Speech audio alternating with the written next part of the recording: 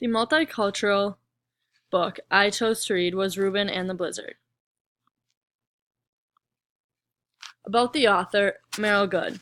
He is 72 years old. He is the author of many children's books such as Reuben and the Balloon, Reuben and the Fire, Reuben and the Blizzard, and Dan's Pants Adventures of Dan, the Fabric Man. He writes many books about Amish and Mennonites, and he and his wife, Phyllis, oversee a series of projects in publishing and the arts. They live in Lancaster, Pennsylvania, with their 2 daughters.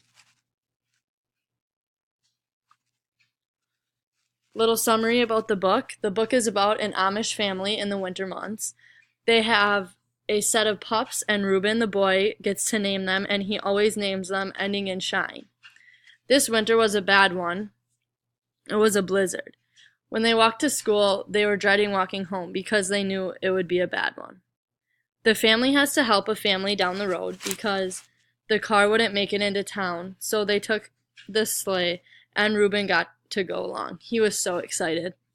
When they got back from town, the family went sledding behind the barn, and Reuben said that it was the most fun he's had in a long time.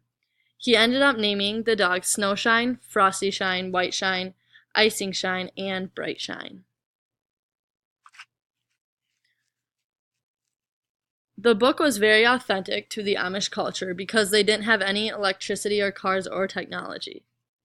They also pronounced dad as dat, mom as mom, and grandpa as dotty.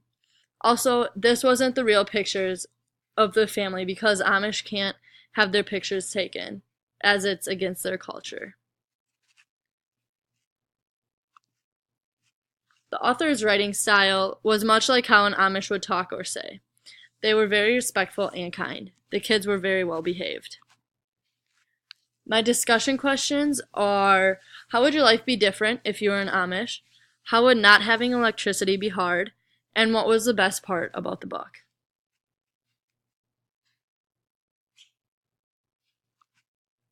The activity I would want to do would be splitting the class up into different groups and having them come up with a little skit, but pretending to be an Amish, so they can't use any technology or lights, for example. I think this would be a great activity and the kids would have a fun time doing it. And these are my references.